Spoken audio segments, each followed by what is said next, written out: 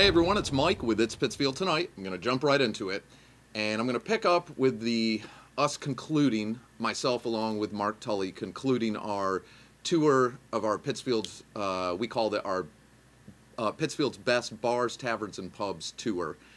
And we were able to stop at, for this leg of it, 9. So we wrapped that up with the Hot Dog Ranch. I'll be posting that video as soon as I finish editing it. That usually, there's a lot of work in doing those, but that'll be that one. And then we'll go back to the front, starting with the Madison, and we're doing a short presentation for all the bars that participated on this one. To all the other bars and restaurants that we've already spoken to, when the political season ends in November after the election, I'm going to pick back up on something else. I really want to continue focusing on our businesses, especially going into the holidays. I mean, everyone needs a strong November and December and January than to be able to get through until spring. So I want to definitely push all our businesses. It won't be just bars and restaurants. Anyway, that's why that fundraiser was so important. We were able to do 9, and they're pretty long videos. They're anywhere from 6 or 7 minutes to 10 or 11 minutes. If you haven't checked them out, the ones we've done already are on itspittsfieldtonight.com. Click on the tab that says bars and restaurants, and they're all on there. So yeah, there's a ton to talk about. So you know how I'm just going to segue into the political side of it. So it is getting into a political season. There's so many issues going on right now, and I get so many messages every day that it's hard to really focus on any one right now with the election going on. I've been contacted several times from proponents and opponents of the bike track they want to put in at Springside Park. People contacted me still every day. I get the messages on crime. People having things stolen from them, cars being broken into, shootings, stabbings. Last night, apparently, there was another stabbing in Pittsfield.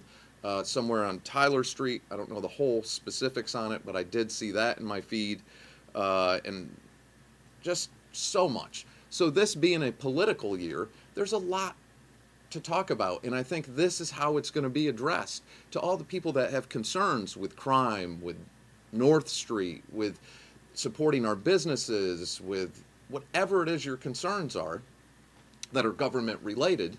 Well, this is an election year for the city council. And there's enough people running, not as many as you'd like to see, and I think the pandemic kind of put a damper on that, and politics have gotten incredibly nasty everywhere.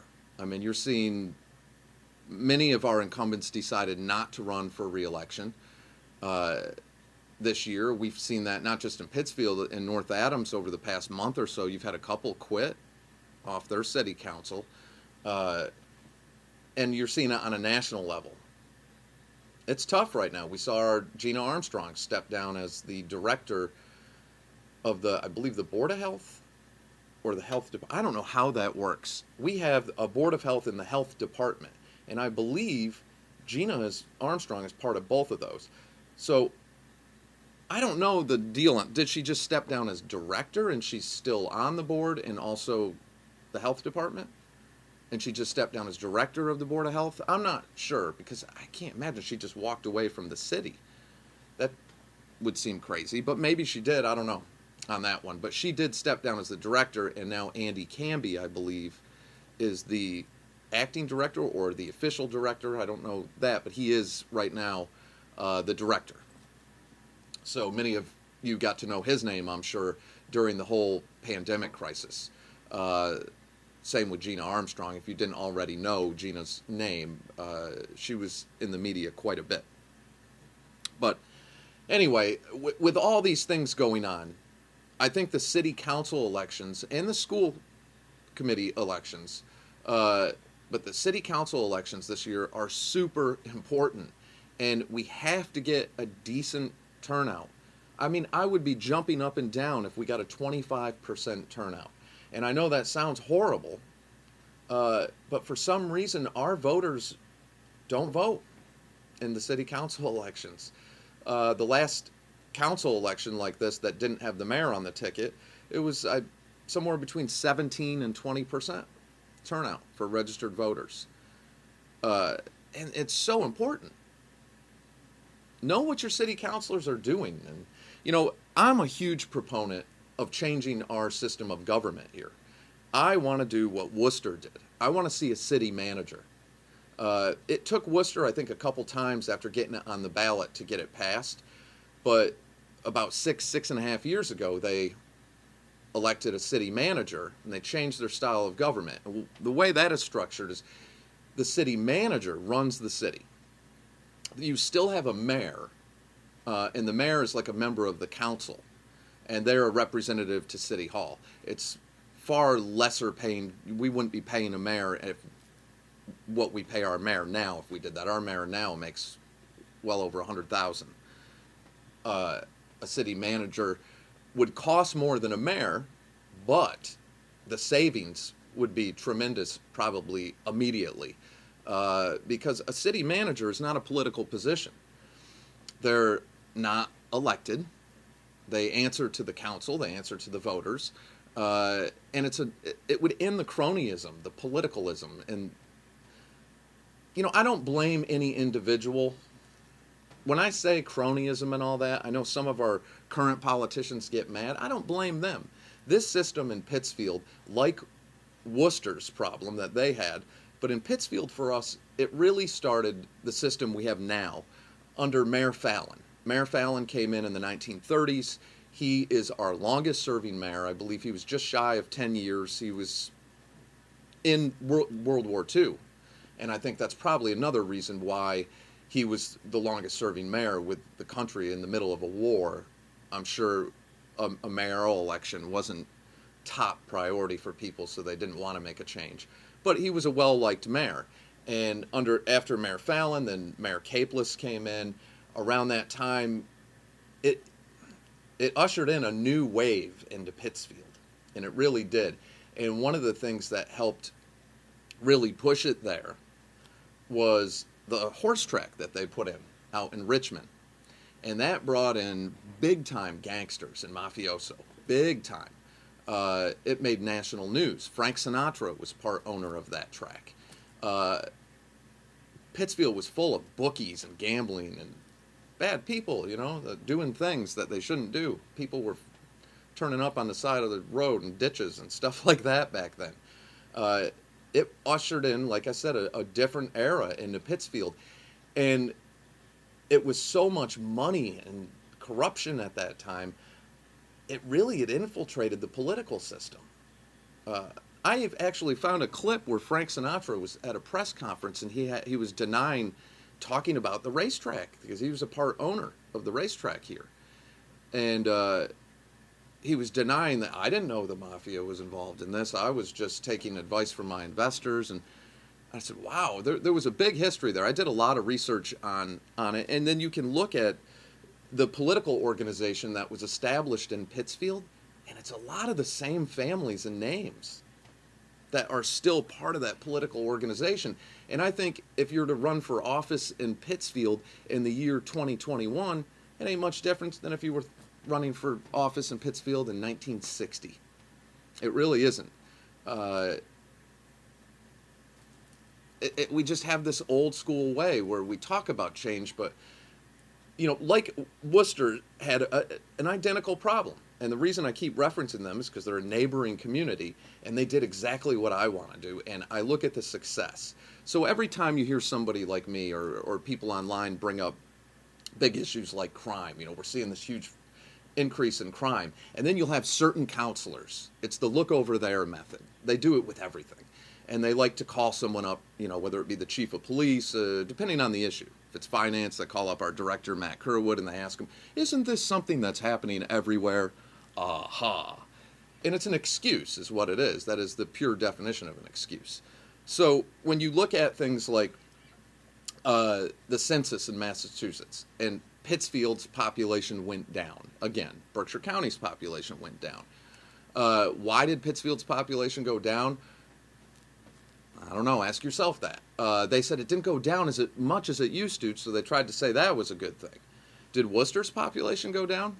No, it went up. Crime in Pittsfield has continually gotten worse.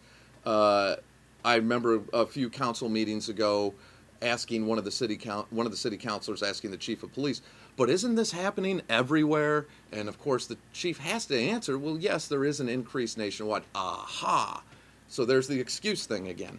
But take a city like Worcester, since they had the city manager in, so even pre-pandemic and during the pandemic, crime went down. So how come they don't have to have an excuse? The growth, the economy, all the things happening in Worcester. Do you think it's a coincidence that 6 years ago they finally got a city manager and all these things were able to start straightening themselves out? And how? Because a city manager is hired based off resume and qualifications. You often, in their case, it was Ed Augustus, who was a former politician, but a brilliant man. You can hire people from outside of the area that have zero connections, and their job is to come in and run the city business efficiently and effectively. So when I say cronyism, there's no favors and jobs being handed out to friends of friends, and the way it's always been here. And it's always been that way here, and it's the truth. And there's always been two factions here. You have these groups, and you have to be part of one to get in. And I see that coming to an end. I've been telling people I am going to run for mayor the next election, and I haven't been hiding that. Why?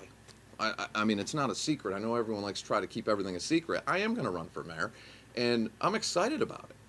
I don't see that there'll be no negativity coming from me. Nothing personal. Anyone wants to be super negative towards me, I won't tolerate that. I want to have fun running a campaign. I care about Pittsfield. I care about the community. And all I'm going to do is put out my ideas on what I'd like to see.